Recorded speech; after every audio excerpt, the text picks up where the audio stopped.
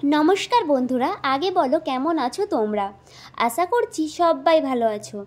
आज के 17 सेप्टेम्बर विश्वकर्मा पुजो, ताई आमादेर दोकानेও पुजो होबे। आमी सेखानेই যাচ্ছি। আর এখানে এসে দেখি সবই রেডি হয়ে গেছে, কিন্তু বামুন ঠাকুর তখনও আসেনি। আর আমি এখানে বসে বসে ঠাকুরটাকে দেখছিলাম। আমাকে কেমন লাগছে কমেন্টে তোমরা জানিও অবশ্যই। আমাদের দোকানে বামুন ঠাকুর এখনো আসেনি বলে আমরা নিচে চলে গিয়েছিলাম দাদার দোকানের পুজো দেখতে।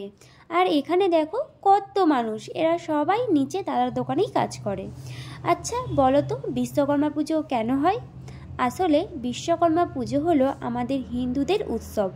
বিশ্বকর্মা হলেন একজন কারিগরি দেবতা। হিন্দু স্থাপত্য দেবতা বিশ্বকর্মা দেবের সন্তুষ্টি লাভের আশায় এই পুজো করা হয়। আর আমি দেখো ওখানে বসে বসে পুজো দেখছিলাম। পুজোটা বেশ ভালোই হচ্ছিল।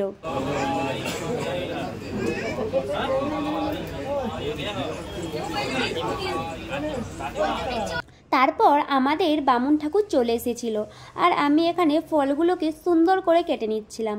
এই আনারসটাকে কি সুন্দর ছাড়িয়েছি দেখো আমি, আর এই পুচকেটাকে দেখো কি সুন্দর আমার দিকে ডুমডুম করে তাকিয়ে আছে। আর আমি ওর একটা সুন্দর দেখে ছোট্ট একটা ভিডিও করে নিলাম।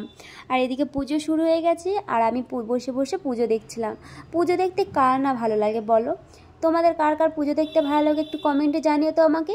আর আমার তো এখানে বসে বসে খুব ভালো লাগছিল। 8টার সময় উঠছি, 8:30টায়। কখন পূজায় বসছি, টাইম দেখে বসছি না, 11টার পরে হবে সম্ভবত। তারপরে আমাদের পূজা চালু হয়ে গেছে, সেখানে পূজা কমপ্লিট হতে হবে। এখানে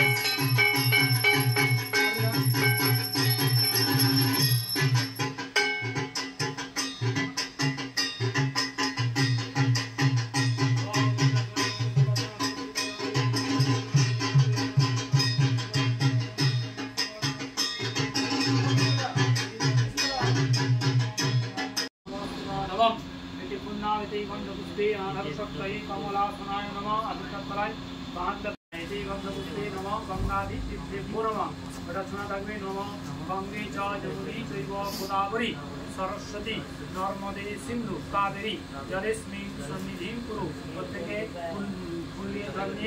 তারপর পুজো শেষ হতে হতেই প্রায় 2:30টা বেজে গিয়েছিলো, আর খুব খিদেও পেয়ে গেছিলো। তাই এখানে দেখো নাস্তা নিয়ে বসেছি খেতে, আর পরে আবার লাঞ্চ খাওয়া।